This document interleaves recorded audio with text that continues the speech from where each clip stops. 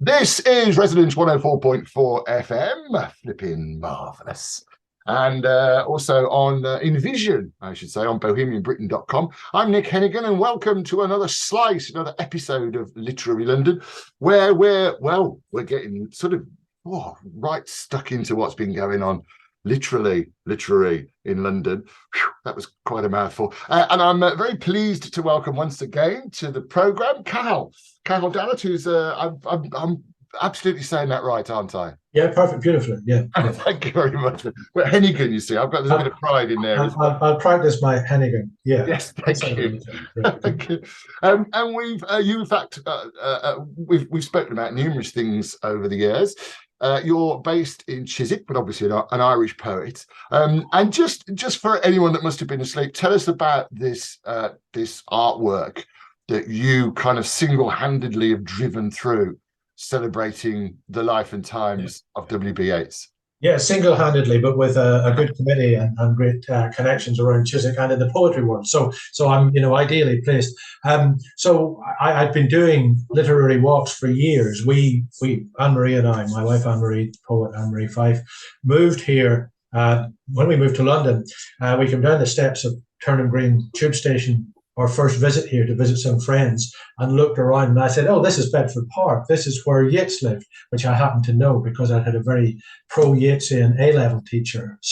And of course, you don't just arrive with your duffel bag and move into Bedford Park straight away. But we did have the aim to get back to Chiswick after a few flats and all that. So we've been here for a long time, and we've discovered more and more about Yeats in the years I've been here. So I've been doing these literary walks for a long time. Lots of local people. I do it for the Bedford Park Festival. I did it for Coffee House Poetry, where lots of poets from all over London and the southeast would come. And then started doing it for American academics who would bring their students over to London for the summer. And because you've been at one of those walks, Nick. So I have indeed, a very good team, yeah. A lovely summer outing. And the question was always, but why isn't there something here celebrating the fact? There was a green plaque, a Bedford Park Society plaque on one of the Yeats family houses.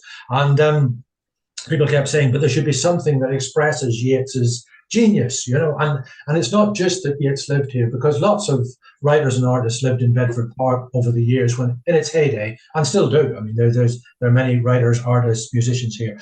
But what was exciting about the new Bedford Park in the 1880s, 1890s was that the people who moved here were largely artists and writers, and it was in that atmosphere that the young W.B. Yeats, from a London Irish family. His father was a lawyer turned painter and relatively unsuccessful for a while. So the family were fairly hard up, renting a house in Bedford Park.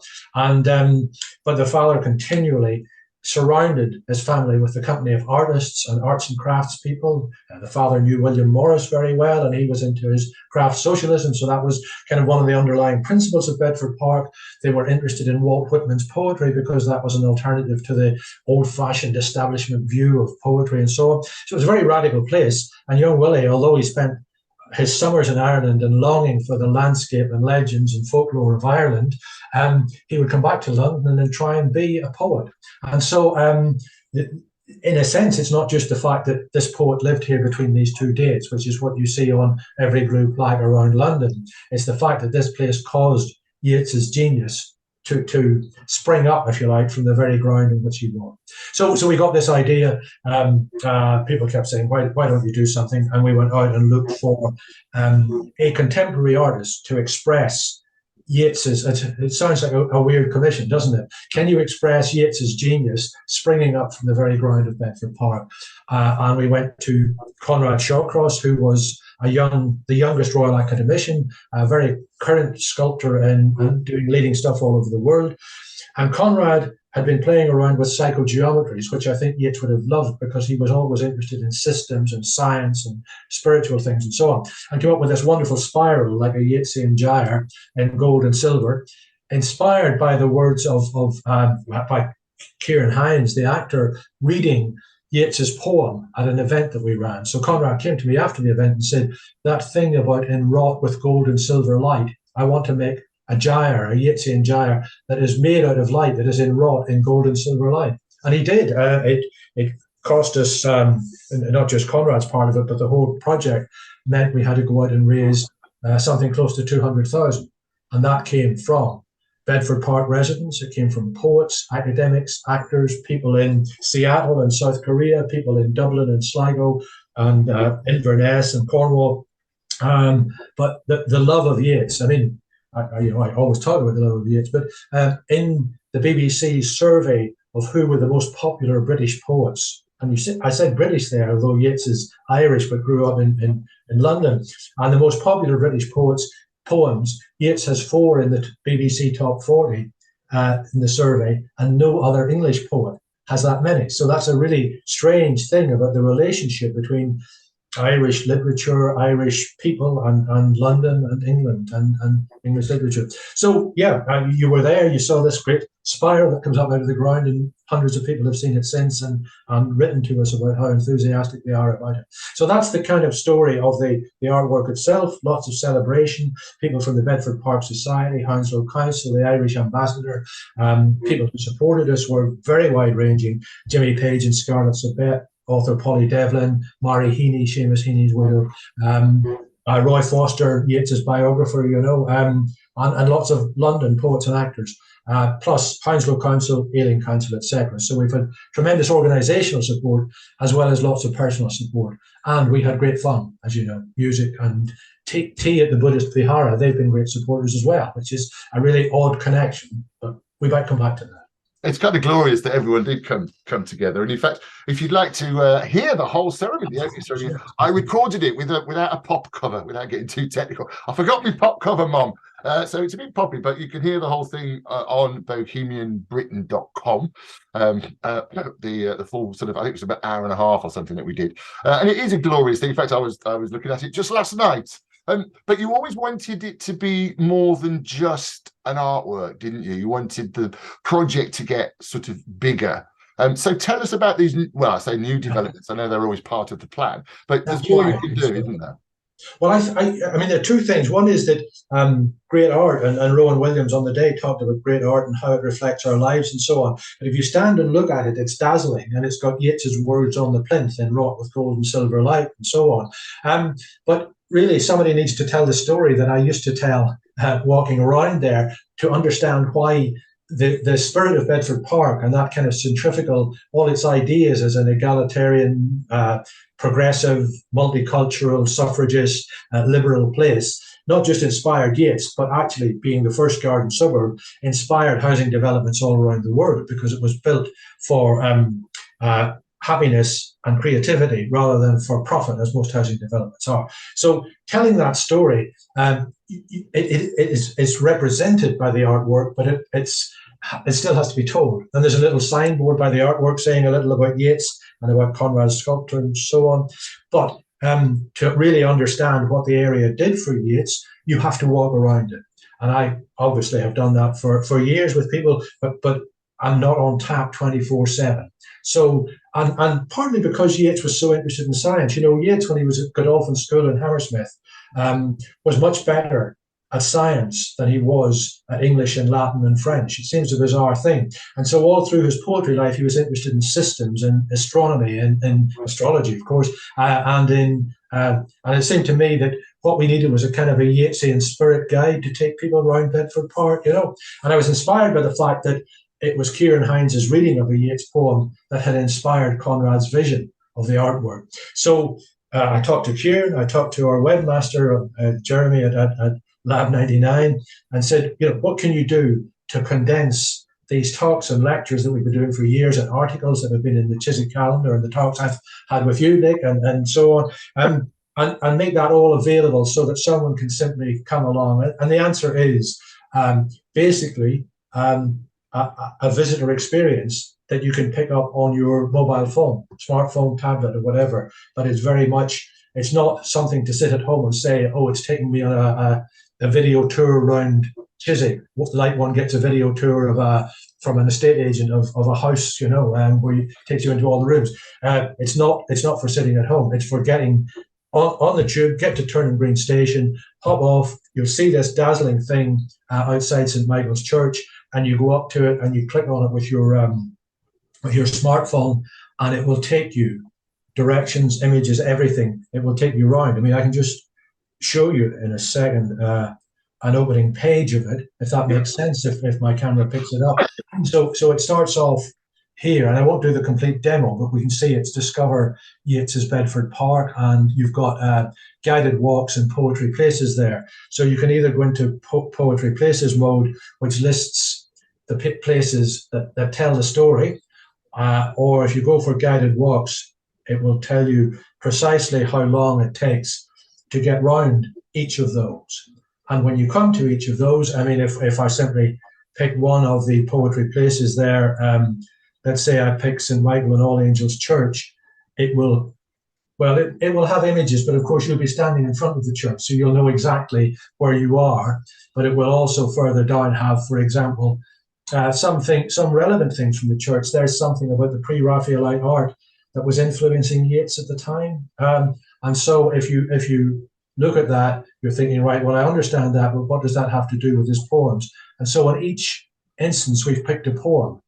There's the Travail of Passion, and that poem is very linked with the kind of art that's within the stained glass in the church. It's the kind of within the thinking that Yeats would have had in Bedford Park. I mean, when I first came to Bedford Park, one thing we noticed was lots of the houses had artist studios, and many of them had music studios. And those music studios then were filled with lutes and harps and all sorts of exotic instruments that came from that kind of 1890s interest. And so this piece, The Travail of Passion, begins when the flaming lute-thronged angelic door is wide. And of course, you're reading it here, but if you simply press on the button, then we should have. Lute-thronged angelic door is wide. When an immortal passion breathes immortal clay, our hearts endure the scourge, the plaited thorns, the way crowded with bitter faces, the wounds in palm and side. The hiss of heavy sponge, the flowers. I'm just going to stop that there and say, so you can see when you're reading this, or when you're listening to Kieran reading it, and that's 2022 BAFTA and Oscar nominated actor Kieran Hines, who did such a lovely job in Kenneth Branagh's film of Belfast. So Kieran has been a great supporter throughout it. And when you're listening to that, you're actually standing there looking at the stained glass windows at the church, and you understand the impact that this had on the young Yeats, whose family went to that church from 1879 to 1900. I don't say, in fact, Willie says in his autobiography, Willie Yeats says he didn't go to church every Sunday. So he was obviously being a little bit of a teenage rebel in his Bedford Park days, as many kids have done with their families. But you can see the influences there. And so we go through each of 10 places. Well, there are a couple of outliers. So it's the basic walk is just over an hour. And in that, we take you sort of in a little circle. You can see the map on the signboard beside the artwork, and you can see the map on the mobile phone version. And so one's just an ordinary house where two painters who were friends of his father's and who were perhaps the reason for John Butler Yeats coming to Bedford Park lived. But they were also interested in amateur dramatics. And that brought Yeats and the neighbour next door, John Todhunter, who was another Irish poet. I mean, amazing that there were, in fact, 3 Irish writers. Goddard Henry Orphan was living just the other side of the Yeatses. So in this New Bedford Park, 3 of the writers there were Irish. Todhunter was writing a play. These people were acting in it.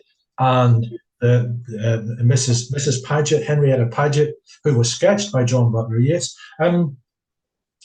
persuaded her sister Florence Farr, who was George Bernard Shaw's leading lady, to come and act in their little local drama in the Bedford Park Club.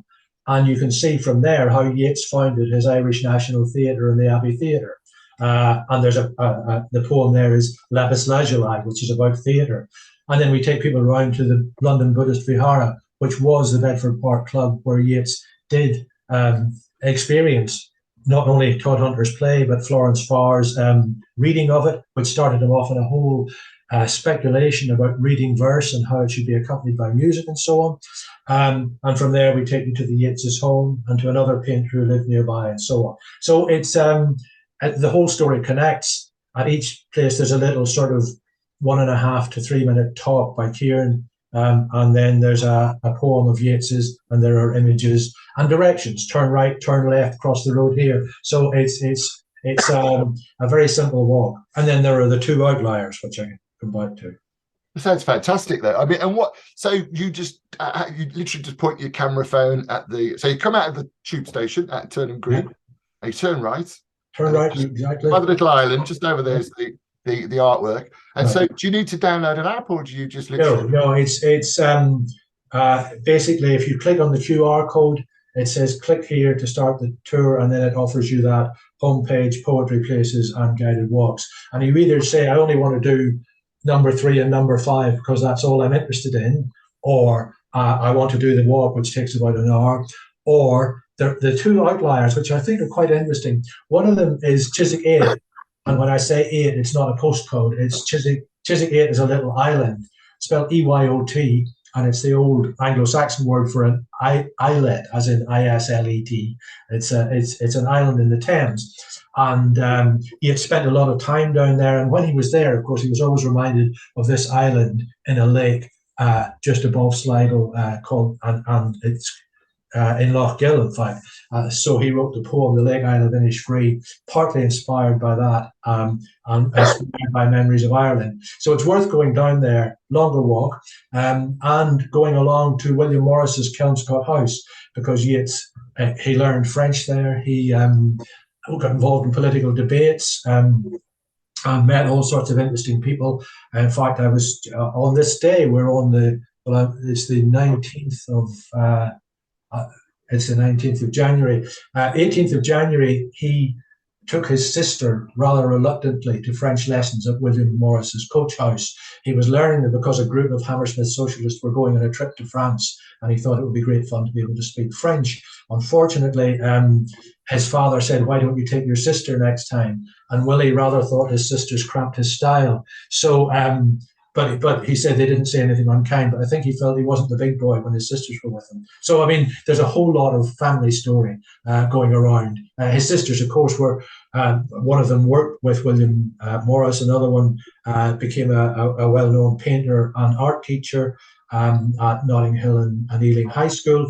And they really virtually founded the Irish craft industry, which, as we know, Celtic crafts are still very much part of today's world.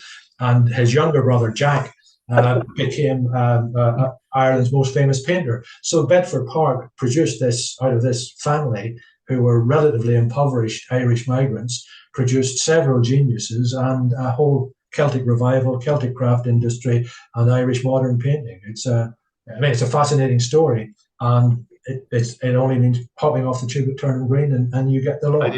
You catch it all, yeah. I'm Nick Hennigan. This is Resonance 104.4 FM. We're also on BohemianBritain.com in Vision, because we're recording this real life. Look at my glasses. Look at this coat I'm wearing. No, don't. Look at that guitar. No, it's not a guitar. What is it? You've got a lute behind you, I think. No, that's a mandolin, yeah. Mandolin, sorry, yes. And I'm talking to Cathal Dallett, poet Cathal Dallett. We're talking about a rather brilliant initiative celebrating the genius of W.B. Yeats in Chiswick, or Bedford Park specifically. It sounds like one is a brilliant idea. How fantastic is that? And is it free? So you could do this for free? It's completely free. I mean, again, that was the thing. We did the walk to raise money for the Bedford Park Festival, or we did it as an event for Coffee House Poetry, and people paid for that. Now that we've condensed all this, created it, and of course the development of the IT was funded by people contributing, exactly as the artwork was funded. And so London Borough of Ealing, a number of poets who contributed to it, and the work that was involved in it involved myself, obviously done for free. Matthew Fay, who, interestingly, one of our committee members, is the great-grandson of Frank Fay, who was an actor, and he and his brother Willie formed the Abbey Theatre with W.B. Yeats. So Matthew has a great interest in that. And Matthew has produced, and I've produced, lessons for schools. So we've created, for the 9 to 11 year age group, we've created school workbooks, which cover some of the simpler version of this material, with, in each case, a poem, a description of the Bedford Park context, some images, some music that they can play and learn and sing, and it all connects with W.B. Yeats. And Matthew has produced Key Stage 3 lessons for the 11 to 14-year-olds in the older schools, which will actually connect with contemporary culture, but take a Yeats poem like When You Were Old, a poem of unrequited love, and relate it to contemporary hip-hop and songs and so on. So that's all been going on as part of this second phase. We had a public lecture. We had that great reception, which was funded by Ealing and so on. And we're now working on a promo video, which will go out on social media eventually, which will be after the smartphone launch. But that will allow, or we'll get it onto what's on sites and so on, so that people will then see it and think, I must make a visit to Turnham Green. And that's whether they're coming from Ealing Broadway just up the road, or whether they're coming from the other side of the world. They will know that there's something new to see in London, something in literary London, which is what we're about. Yeah, absolutely. I mean, I was just it's already been, I was going to do a thing. It's the winter cold, dear. I wrote and produced a thing called the London Literary Pub Crawl. And last week, there were two Americans who'd heard about this, I think probably through our social media, but were quite keen to come. And they were asking, where is Bedford Park? Where is that then? I mean, it's a brilliant initiative. I mean, it's a silly question, but do you kind of wish you'd been around during those days? Well, it is interesting. We did a talk. I mean, one of the things that happened here was that at number 3 Blenheim Road, Yeats founded a thing called the Irish Literary Society. And of course, the Irish Literary Society in London was perhaps less important in the overall history than when he created the similar version in Dublin, and that created a cultural revival there. But the Irish Literary Society still flourishes today.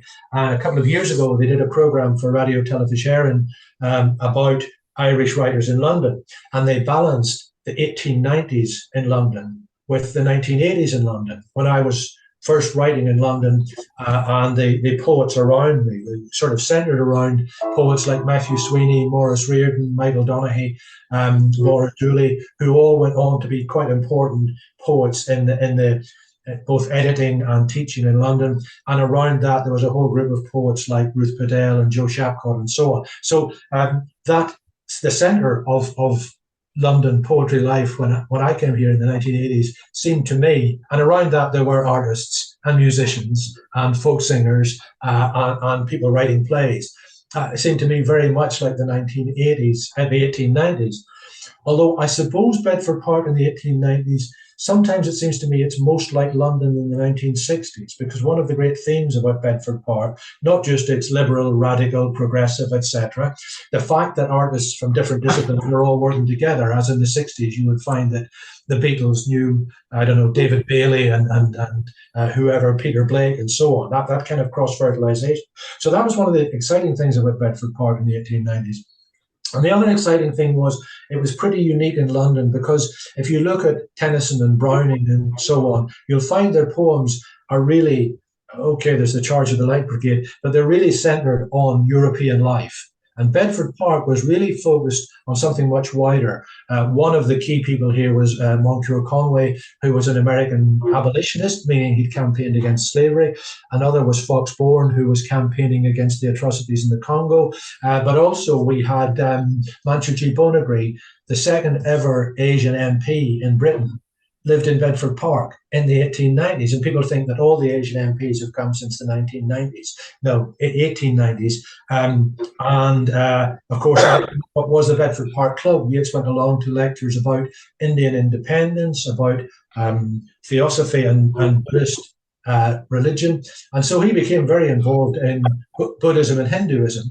And he went on, a frequent visitor with the Yeatses was Sarojini Naidu, who was a great Indian poet who was studying in London at the time, and John Butler Yeats again sketched him. The record of who they met is very often in John Butler Yeats's sketches. So Yeats sort of promoted Sarojini Naidu. Manmohan Ghosh, whose brother was Sri Aurobindo, who was a great Indian mystic and nationalist. G.K. Chetar brought Rabindranath Tagore, the great poet, the great Bengali poet, wrote an introduction to Tagore's first translations in English, and then went off himself with Sri Purohit Swami and translated the Upanishads, which is the sacred books that apply to both Hinduism and Buddhism. So you have a Bedford Park there that is very unlike Victorian Britain, where in Victorian Britain the Raj was far away and people got sent out there. But in Bedford Park they were learning from Eastern culture. And so all of that really is part of the magic of the time. I think it was outward looking, it was forward looking, and it was breaking away from some of the constraints of Victorian Britain. Whether to break away to dream of Lake Isle of Innisfree in Ireland, or to imagine that other religions and other teachings might have something for us in society. So I think that all came round again in the 60s. And that interest in saying there must be something outside our own narrow culture. So Bedford Park in the 1890s is very like London in the 1960s, and of course like London today, which is multicultural, outward looking, and just a typical buzzing capital city. Yeah, it does make a difference. I mean, I had an email the other day saying, does your environment influence your creativity as a writer? And we could do another whole show about that. But I also know, because you've got to go in a bit, we're talking on Zoom now, as well as being on Resonance 104.4 FM and on bohemianbritain.com, and actually on YouTube. You can see Cal Howell's mandolin if you have a look. But I know you've got to do another call, and I hope you don't mind me talking about it, because I know you only mentioned it, and it's a sort of a cross-community event that you're involved in Ireland. I mean, we've only got a couple of minutes, but just I'm fascinated is the wrong word, but it's talking to Andrew Slaughter, who's the MP for Hammersmith, and he was saying how art, in a sense, enriches us all. How does that initiative work that you're well, I mean, it's been going for quite some time, and it focuses on one individual, John Hewitt, who in the generation before poets like Seamus Heaney, John Hewitt was from a Belfast Unionist background, but his chosen place, the place that he wanted to spend his time, rather like Yeats dreaming of Innisfree, he spent his time in the Glens of Antrim, which is where my wife Anne-Marie Fife comes from, Cushendall, I come from Ballycastle. And so John Hewitt became a poet of the Glens, even though he was urban and unionist in background, and this is very much a nationalist area. And so when John Hewitt died in 1987, we created a summer school at which people would meet and not just talk about poetry and landscape poetry, but poetry and politics. Hewitt kind of bridged a gap between two communities. And 30-something years down the line now, he still represents that kind of straddle, and it's much more than two communities now. Of course, politics is divided up, and Ireland is less monocultural than it was. But nonetheless, he's still somebody who represents that straddling two different, if you like, British and Irish cultures in the way that Yeats, going back and forward, straddled British and Irish cultures. And that's a festival of a week of poetry, politics, music, theatre, creative writing workshops, etc. Very much the sort of stuff we do in London.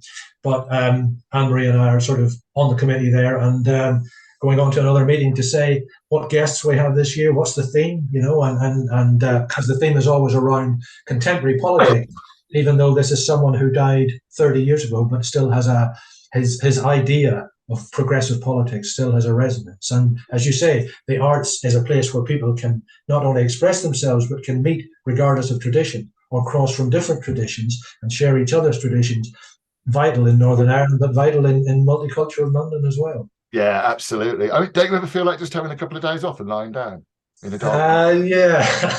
Well, there will be a bit of a break after we get past this launch, but then there's the promo video to launch, and then it's Yeats' Nobel Prize centenary year, by the way. He won the Nobel Prize in 1923, so there will be other Yeats events down the line, and of course in future years. But yeah, so there's always stuff to do, and it's always enjoyable stuff. Well, there is that, isn't there? Oh, Cathal, thank you so much for your time. Cathal Dallas, a poet, entrepreneur, extraordinary man, and fan of W.B. Yeats. And if you want to know any more, we'll put a link on the bohemianbritain.com website if you want to know any more about that.